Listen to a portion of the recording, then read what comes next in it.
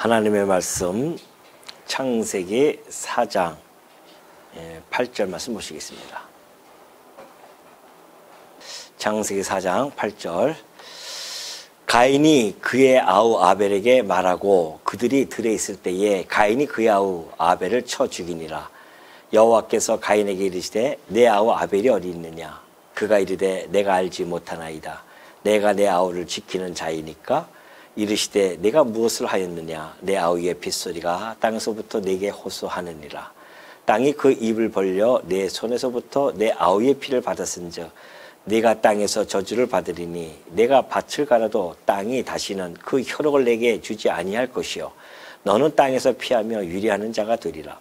가인이 여호와께 아뢰되 내 죄벌이 지기가 너무 무거우니이다. 주께서 오늘 이 지면에서 나를 쫓아내시온즉 내가 주의 낯을 배웁지 못하리니 내가 땅에서 피하며 유리하는 자가 될지라.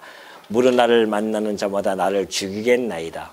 여호와께서 그에게 이르시되 그렇지 아니하다. 가인을 죽이는 자는 벌을 7배나 받으리라 하시고 가인에게 표를 주사 그를 만나는 모든 사람에게서 죽임을 면하게 하시니라. 15절까지 봉독해 드렸습니다.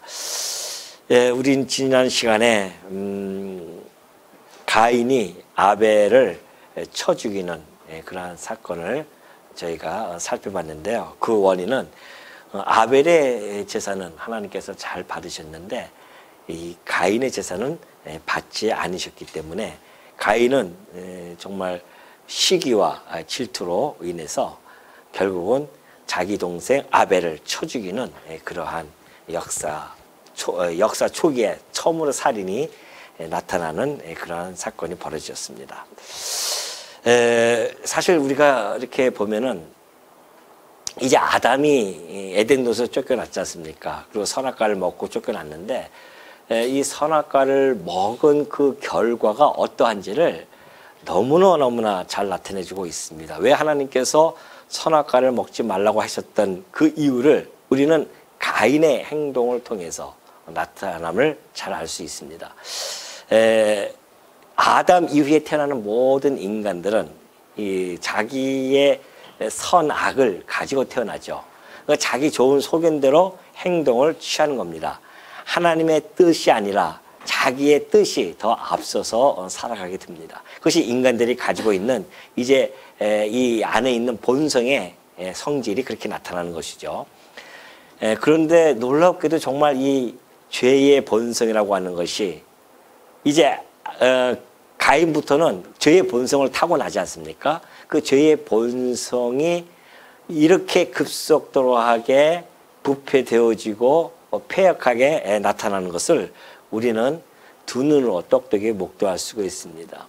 죄라고 하는 것이 얼마나 무서운지를 너무나 잘 보여주는 그러한 지금 장면이 아닐 수 없죠. 이 타락한 자의 상태가 어떠한가? 정말 이 심각한 파괴성을 나타내주고 있습니다.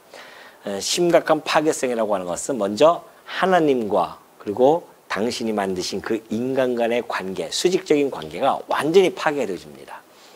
그래서 하나님 앞에 나아갈 수도 없고 하나님의 뜻을 따라서 살아갈 수도 없는 그러한 존재로 전락이 되어지죠. 그것뿐만이 아닙니다. 수직적인 관계가 그렇게 파괴가 되어짐으로 말미암아 수평적인 관계도 파괴가 되어졌습니다. 이것이 바로 골욕상잔이라고 하는 인류 역사의 초기에 나타났던 비참한 사건이 바로 가인이 아담을 살인하는 사건이었습니다. 사람이 사람을 죽인다고 하는 것, 이것이 이 죄의 본성이 어떻게 퍼져나가는지요. 너무나 이 죄의 빠른 확산에 우리가 놀라움을 금할 수 없다는 겁니다. 뿐만이 아닙니다. 그렇게 살인을 저질렀음에도 불구하고 하나님 앞에서 회개하기는커녕 나타나는 것이 뭡니까? 아주 뻔뻔해지죠. 아주 폐역 무도한 그러한 궤변을 일삼습니다. 가인이 어떻게 해요? 8절에 9절에 보면 그러죠. 여호와께서 가인에게 이르시되 내 아우 아벨이 어디 있느냐 이렇게 묻습니다. 하나님이 모르셔서 물었겠냐 말이죠. 하나님이 이미 전지하신 분이시고 그 모든 일거수일투족을 언제나 살피시고 계시는 하나님이신데 어떻게 가인은 이미 그러니까 죄의 본성을 띠고 살아가는 자들은 하나님에 대한 지식이 어두워진 겁니다.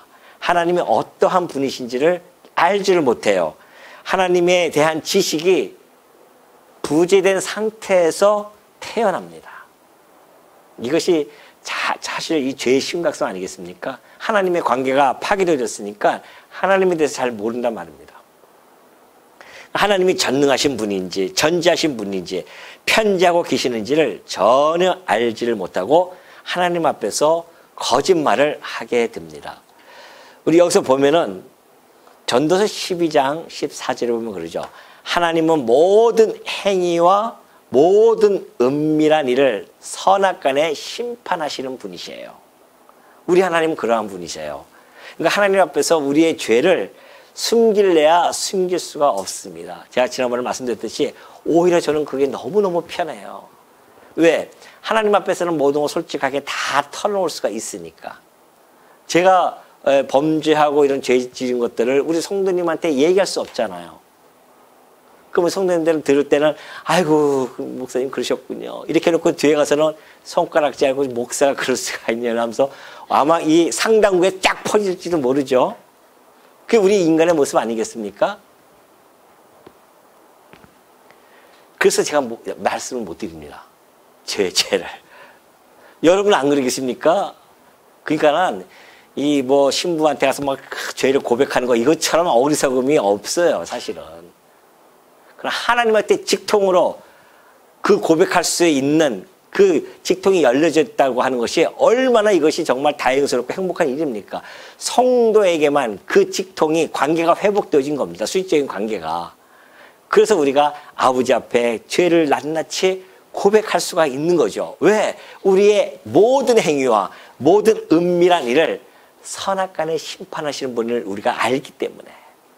그래서 우리가 범죄할 때 할지라도 아버지 앞에 나가서 정말 눈물을 흘리며 무릎 꿇고 죄를 용서를 빌면은 우리 하나님께서는 얼마나 긍휼하신지요. 70번씩 7번이라도 어떻게 해요? 용서를 해주시는 분입니다. 그러한 분을 우리가 모시고 살아간다고 하는 것이 행복한 것이 어딨겠어요. 내 옆에서 한 몸이라고 하는 남편, 아내도 뭐 잘못하면은 뭐라고 합니까? 내가 2번 이상은 내가 참지 못한다. 이제 마지막이다. 뭐 이렇게 얘기하지 않습니까? 근데 우리의 신랑이신 그리스도는, 우리의 친구와 벗이 되어지시는 우리 그리스도는, 우리의 대장 되신 그리스도는 우리를 끝없이 용서해 줄 수 있는 그 길을 열어놓으신 겁니다. 우리는 오늘 이 본문에서 살펴볼 것은 이 죄의 심각성이 너무나 이게 크구나는 것을 우리는 다시 한번 깊이 깨달아야 됩니다. 여러분이 이건 가인의 목숨만이 아니에요. 아담 이후로 태어나는 모든 인간들, 우리도 가인의 모습 아니겠습니까, 사실은. 가인의 모습이지만은 물론 영적으로는 우리가 하나님께서 아벨의 계통을 타고 할 수 있도록 언약 자손으로서 우리를 삼아 주셨지만은 그런 인간의 본성에 있어서는 똑같습니다. 똑같은 가운데서 우리를 건져주시는 것이지 우리가 뭐 가인보다 더 나아서 하나님께서 우리를 당신의 자녀로 삼아준 것이 결코 아니라는 것이죠. 오늘 이 가인의 행동을 보면은 정말 우리가 이 죄라는 것이 얼마나 심각한지를, 그래서 우리가 끝없이 정말 오전에 공부했듯이 범죄에 항거하면서 살아가야 하는 것. 세상 사람들은 하나님과 관계가 끊어진 사람들은요 항거할 필요가 없습니다. 그냥 그 본능대로 살아가면 돼요. 그러나 성도는 그거 안 된단 말입니다. 본능적으로 이제 안 돼요. 그게 성도예요. 그러니까 여러분들이 막 죄를 지으면서도 너무 기쁘고 즐거우면은 이건 문제가 있는 겁니다. 성령이 그 안에 내주하지 않은 겁니다. 성령이 내주하고 계시는 분들은 어떠한 조금만 일을 해도요 화가 막 자기 자신에 대해서 막 그냥 비춰져 가지고서는 부끄럽기도 하고 내가 왜 이걸 또 이렇게 했을까라고 하는 후회가 아주 막심하게 그렇게 들 수밖에 없습니다. 그것이 성도의 모습입니다. 오늘 이 정말 거짓말을 시작하는 그것도 하나님한테 뻔뻔하게 거짓말을 하죠. 여호와께서 가인에게 이르시되 내 아우 아벨이 어디있느냐 하니까 내가 내 아우를 지키는 자이니까 그렇게 거짓말을 딱 시켜버리는 거죠. 그러니까 아담 이후로부터 거짓이 온 세계를 장악한 겁니다. 그래서 살인, 거짓, 이 죄의 본성들이 이때부터 실질적으로 나타나기 시작한 거죠. 우리가 정말 그도 감사할 것은 아담 이후로 태어나는 모든 세상이 거짓 아닙니까? 그죠? 자, 아담 이후로 태어나는 모든 이 세상이 거짓으로 일관했었습니다. 거짓에 다 덮인 세상이에요. 그 누구도 여기서 벗어날 수 없습니다. 그죠? 여러분들 거짓말 안 하신 분들 한번 손 들어 보십시오. 없잖아요. 그것도 아주 그럴듯하게 무슨 거짓말? 선의의 거짓말. 여기서 선의의 거짓말 하면서 이 선의의 거짓말은 거짓말 아닙니까? 거기는 거짓말이에요. 우리가 이 거짓말 하면서 이 땅을 살아가는 존재들입니다. 그런데 놀랍게 소망이 없는 거예요. 그래서 우리는 이 세상은.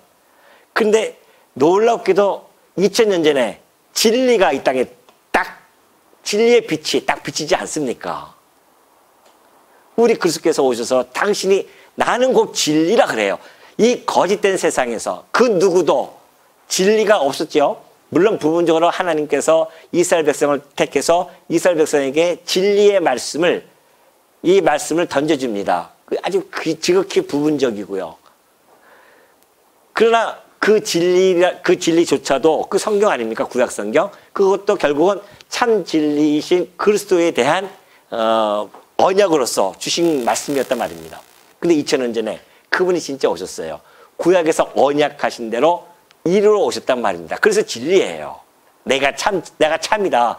구약에서 약속되어졌던 그이다 내가. 그거 아니겠습니까? 그 진리예요. 그러니까 이 인류 역사상 처음으로 사실은 진리가 이 땅에 정확하게 비춰진 겁니다. 아주 선명하게 딱 비춰졌어요. 온 세상에. 이스라엘뿐만이 아니라 온 세상에 진리가 비춰졌어요. 그런데 여러분과 제가 이 거짓된 세상 속에서 부름을 받아가지고서는 어떻게 해요?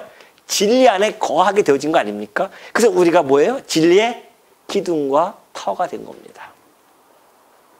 이것은 정말 얼마나 중요한 사건입니까?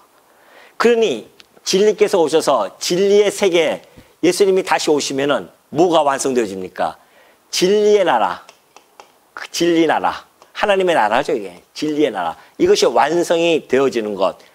이 거짓 세상에서 우리가 이것을 소망하면서 지금 살아가고 있습니다. 진리 안에 거하면서 진리를 소망하면서 살아가죠.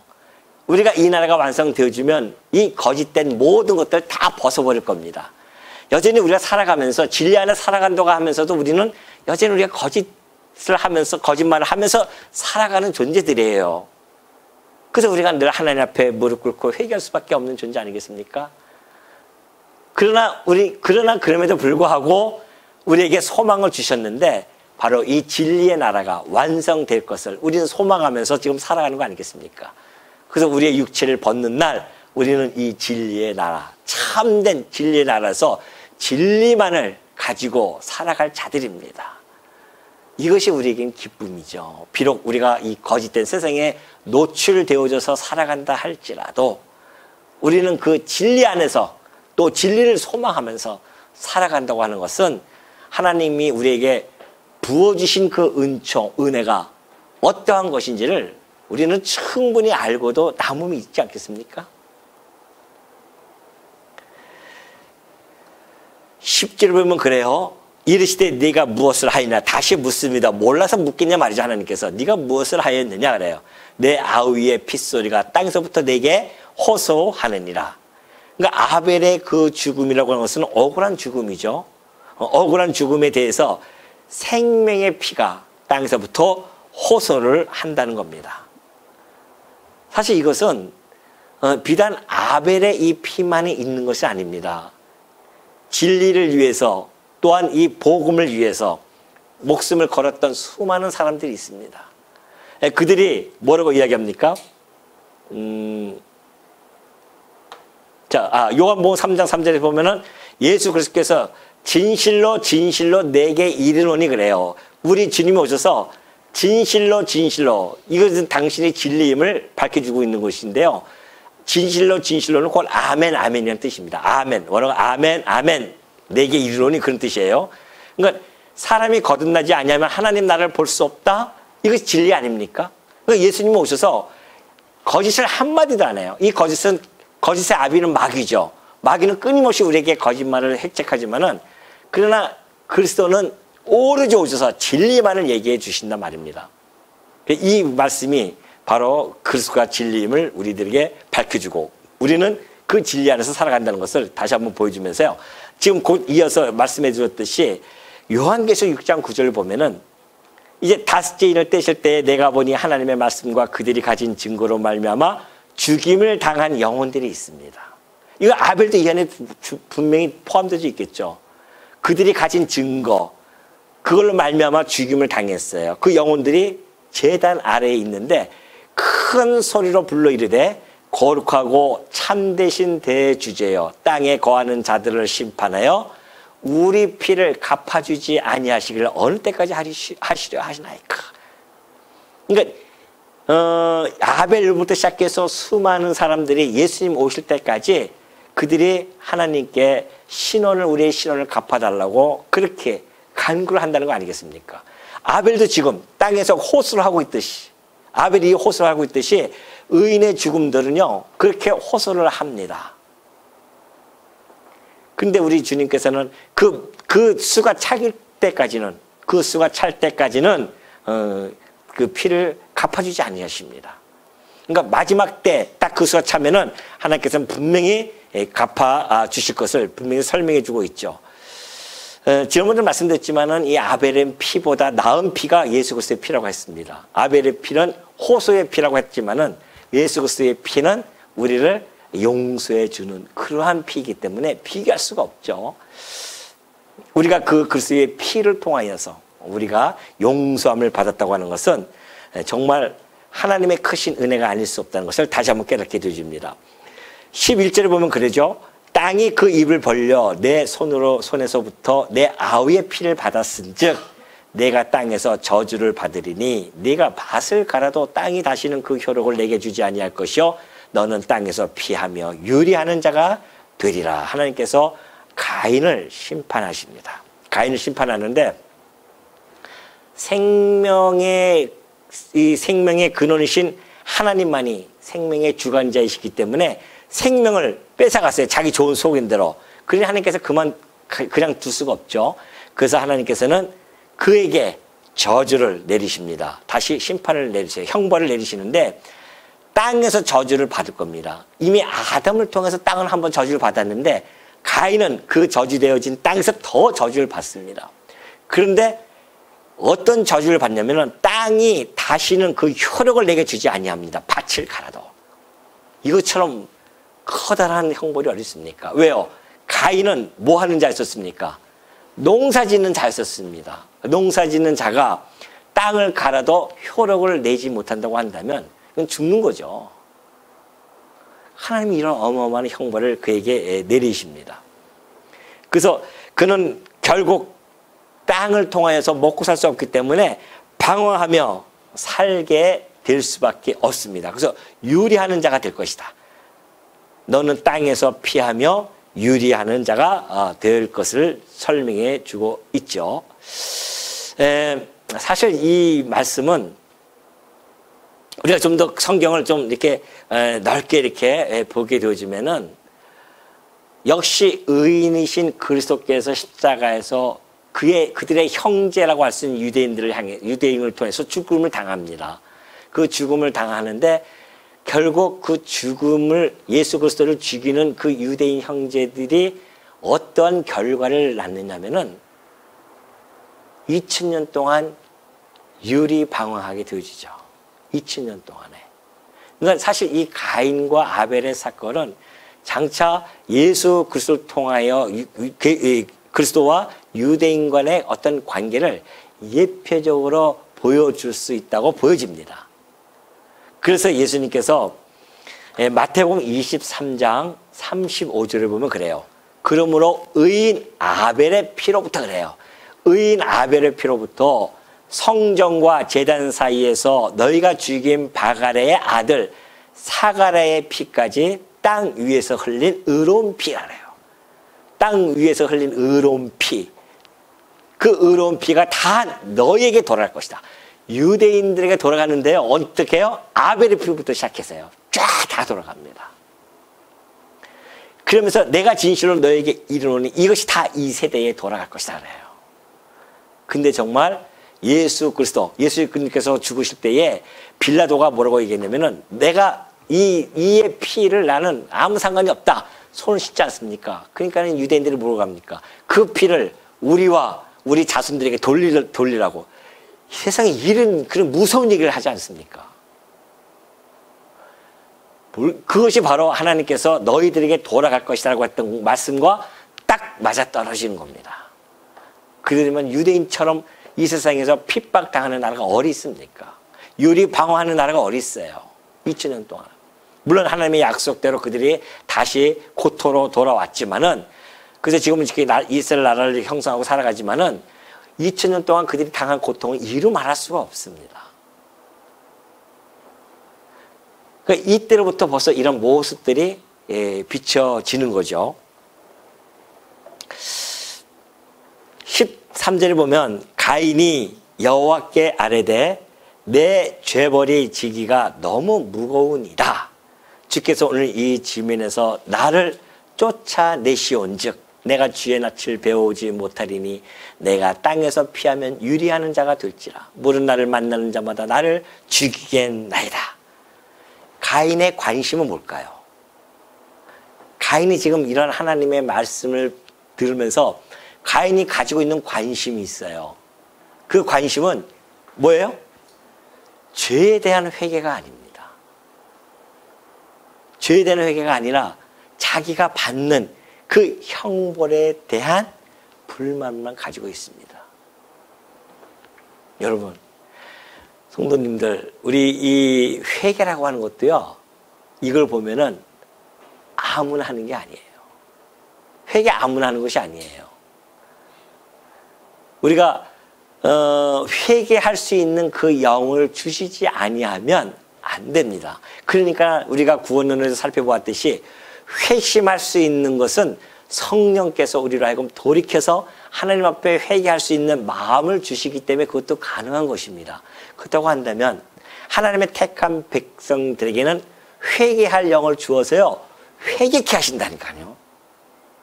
회개한 것이 여러분이 오늘 우리 오전에도 그렇고 오후에도 그렇고 우리 기도하시는 거 보면은 우리의 죄를 회개하지 않습니까? 그거 세상 사람들은 회개 못합니다. 회개 안 돼요. 자기가 죄를 져도 회개를 안 합니다. 합리화시키려고 하지 회개를 안 해요. 오늘 우리들은 하나님 앞에 거침없이 나와서 회개한단 말입니다. 왜요? 회개 영이 있기 때문에 그래요. 회개할 수 있는 영을 우리에게 주셨기 때문에 그렇습니다. 그러나 육이 되어지는 자들은 회개할 수가 없습니다. 그것조차 안 돼요. 가인 보십시오. 안 되잖아요. 회개를 거기서 그런 형벌 받으면 아버지 주여 하면서 하나님 용서해달라고 막 무릎을 꿇어야 되는데 내 벌이 너무나 중한 아이다. 그렇게 이야기하지 않습니까? 내 벌이 지가 너무 무겁습니다. 그러면서 주께서 오늘 이 지면에서 나를 쫓아내시온즉 내가 주의 낯을 배우지 못하리니 내가 땅에서 피하며 유리하는 자가 될지라. 주의 낯을 뵙지 못한다. 그런 말씀을 이제 가인이 그렇게 이야기하는데, 우리가 요한일서 1장 9절, 요한 아까 그 같은 선상에서 말씀드리면, 만일 우리가 우리 죄를 자백하면 그는 미쁘시고 의로우사 우리 죄를 사하시며 우리를 모든 불의에서 깨끗하게 하실 것이요. 하나님은 긍휼하심이 있기 때문에 우리가 죄를 자백하면 미쁘시고 의로우셔서요, 우리 죄를 다 사하신다고 해요. 근데 만일 우리가 범죄하지 않았다 하면 하나님을 거짓말하는 이로 만드는 것이니 또한 그의 말씀이 우리 속에 있지 아니하냐 그러죠. 지금 아까 내가 말씀드린 그 말씀입니다. 이게 성경의 근거를 두고 제가 말씀드린 거죠. 하나님의 말씀이 우리 속에 있지 않냐면은 우리는 죄 없다고 그렇게 이야기합니다. 세상 사람들이 내가 무슨 죄가 있어라고 이야기하지 않습니까? 왜 그래요? 하나님 말씀이 그 속에 있지 않기 때문에 그래요. 근데 우리는 왜 죄인이라고 고백합니까? 하나님의 말씀이 우리 안에 있기 때문에 그 말씀 앞에 갔더니만 다 죄가 드러난단 말입니다. 그러니까 우리는 죄라고 하는 것이죠. 그래서 우리는 하나님을 거짓말하는 자로 만들 수가 없습니다. 우리는 하나님 앞에 가면 다 범죄를 드러냈기 때문에 그래서 우리가 하나님 앞에 회개할 수밖에 없다. 지금 그걸 이야기해주고 있는 것이죠. 자, 그러면서 이제 민수기 6장 25절과 26절을 보면은 여호와는 그의 얼굴을 내게 비추사 은혜 베푸시기를 원하며 여호와는 그 얼굴을 내게로 향하여 드사 평강 주시기를 원하노라 할지니라. 이것이 이 기도를 부여잡고 바울은 또 사도들은 서신서에 편지를 쓸 때 이걸 쓴 거예요. 하나님의 은혜와 평강이 있기를 원하노라. 하나님께서 이렇게 너희가 구하라고 했거든요. 하나님의 얼굴을 내게 비추사. 그러니까 하나님의 얼굴이라고 하는 것은 하나님으로부터의 자비로운 은총을 상징해 주고 있는 겁니다. 하나님의 얼굴은 우리들을 향한 하나님의 따뜻한 관심일 뿐만이 아니라 안전한 보호를 베푸신다고 하는 그런 상징성을 가지고 있습니다. 여호와께서 우리의 낯을 이렇게 비치실 때에 그러나 우리는 그 낯을 떠난다고 하는 것은 그것은 정말 저주 중에 저주가 아닐 수 없습니다. 그렇죠? 하나님의 낯을 떠나서 산다고 하는 것은 가장 저주입니다. 하나님은 그 저주를 가인에게 한 겁니다. 회개하지 아니하는 그 가인. 그래서 하나님께서 그를 당신의 낯을 보지 못하도록 떠난다고 하는 것. 이것이 사실은 인간에게 있어서는 가장 비참한 상태예요. 결국 그들은 둘째 사망으로 던져질 수밖에 없는 겁니다. 우리가 하나님을 볼 수 있다고 하는 것, 예수 그리스도를 통하여서 우리가 하나님 낯을 볼 수 있게 되어졌다고 하는 것은요, 여러분이 이 땅에서 신령한 복을 몽땅 받았다는 증거입니다. 여러분은 새해 복 많이 받으세요라고 올해도 그렇게 많이 이야기도 하고 그 이야기를 또 들었을 것입니다. 그러나 사실 우리는 새해에 복 많이 받기보다는 그 복과는 비교할 수 없는 신령한 복을 우리는 다 받았습니다. 모자람 없이 완전히 다 받았어요. 그 신령한 복이 하나님 낯을 바라볼 수 있는 아들로서의 그 양자됨의 영을 받았다는 것이 우리들에게는 가장 큰 복 아니겠습니까? 그러니까 우리는 아버지 앞에 나가서 그 아버지 낯을 우리는 어떻게 볼 수 있습니까? 여러분 어떻게 아버지 여호와 하나님 앞에 나가서 그 낯을 볼 겁니까? 혹시 아십니까? 보여야 볼 텐데 그 낯을 어디서 봐야 될까요? 지체의 얼굴에서 하나님의 낯을 봐도 좋습니다. 그러나 우리가 하나님의 낯을 본다고 하는 것은 낯을 볼 수 있는 길은 기도하는 겁니다. 그잖아요. 기도 아버지 앞에 기도를 하는 것은 하나님의 낯을 보고 있는 것과 동일한 겁니다.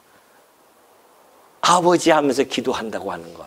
그래서 이 기도가 그렇게 우리에겐 중요한 겁니다. 기도 생활이 아버지와 매일 마주 대하는 것이 기도의 생활이에요. 우리 성도님들도 아버지의 낯을 하루에 몇 번 보시는지 모르겠습니다. 한 번도 안 보시는 분이 혹시 있을지 모르겠어요. 그러시면 안 됩니다. 날마다 아버지의 낯 앞에 가서 그의 따뜻한 그 돌보심과 그리고 하나님의 그 은총, 자비로우신 은총, 이것을 갖다가 날마다 느끼시면서 살아야 되죠. 왜냐하면 그 얼굴은 우리에게 은혜를 베푸시며 그 얼굴은 평강 주시기를 원하시고 있기 때문에 우리가 그 하나님 낯에 앞에 가면은 하나님 내게 은혜와 평강을 주신단 말입니다.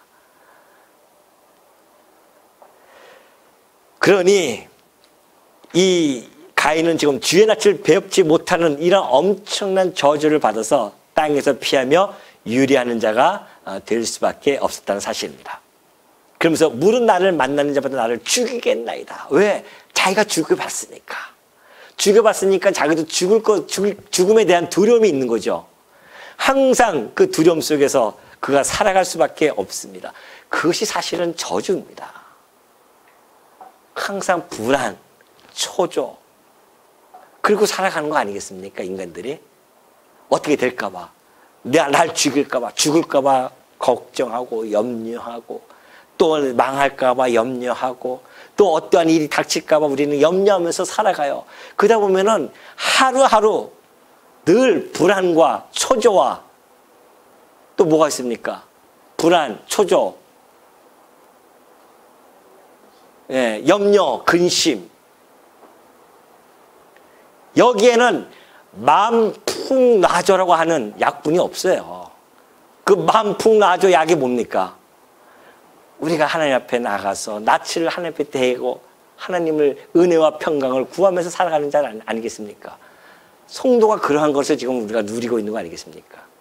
그러니까 우리가 염려, 걱정, 근심, 사실은 다 쓸데없는 거면서도 할 수밖에 없는 존재 아니겠습니까?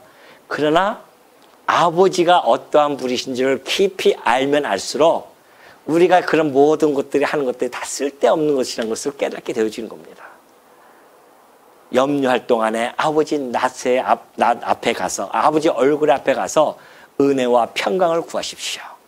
왜? 우리 하나님 아버지는 우리에게 은혜와 평강 주시기를 기뻐하시는 분이세요.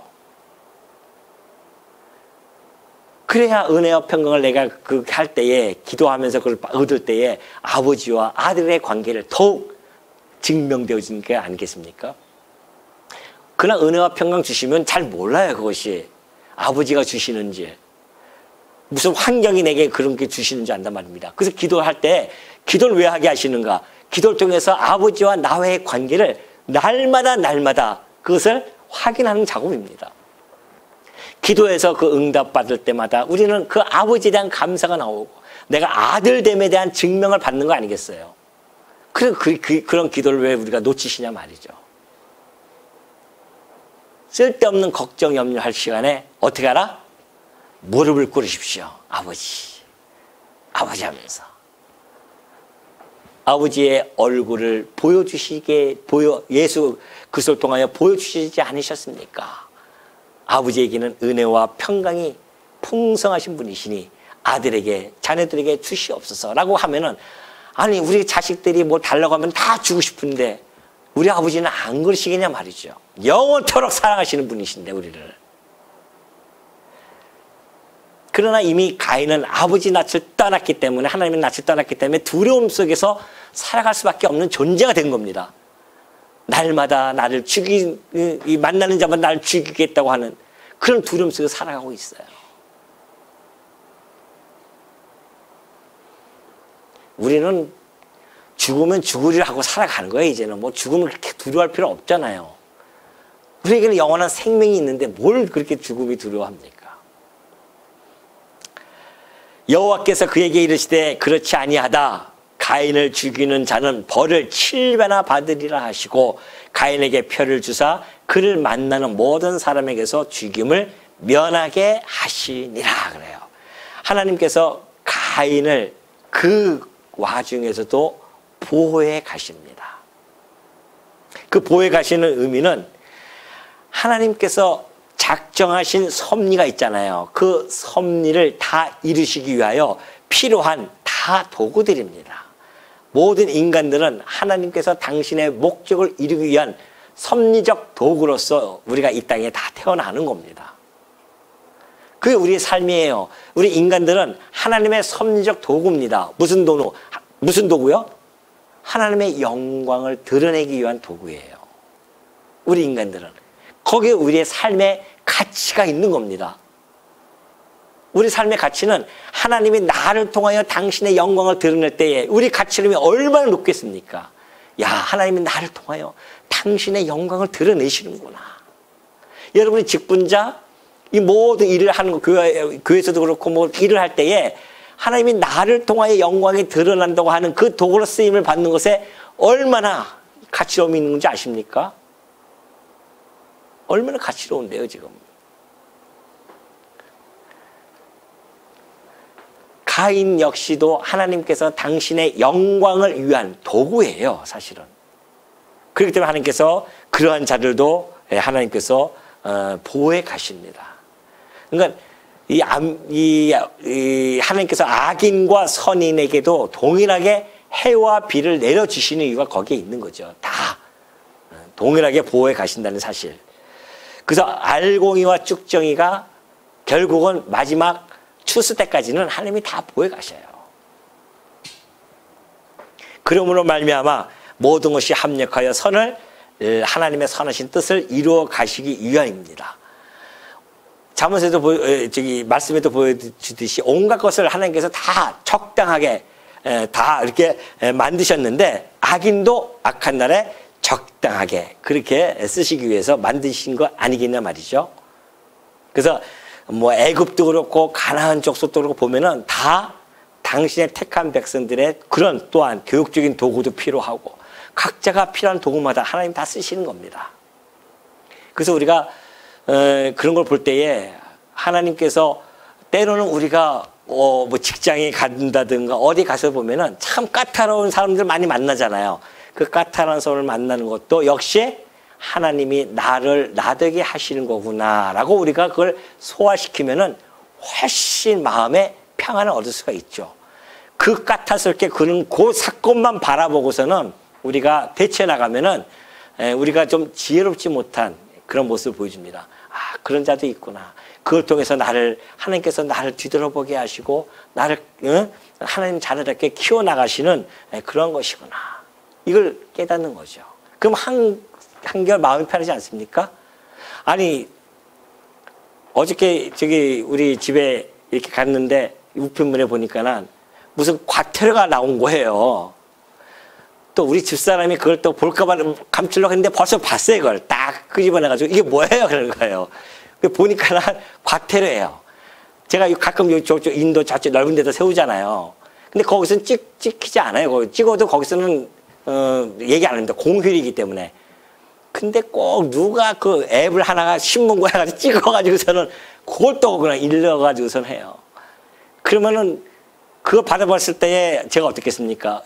아이고, 막 그 사람을 욕하고 싶은 마음이 여기까지 오잖아요. 그죠? 그런데 우리가 말씀 알면은 여기까지 왔다가도 아니야.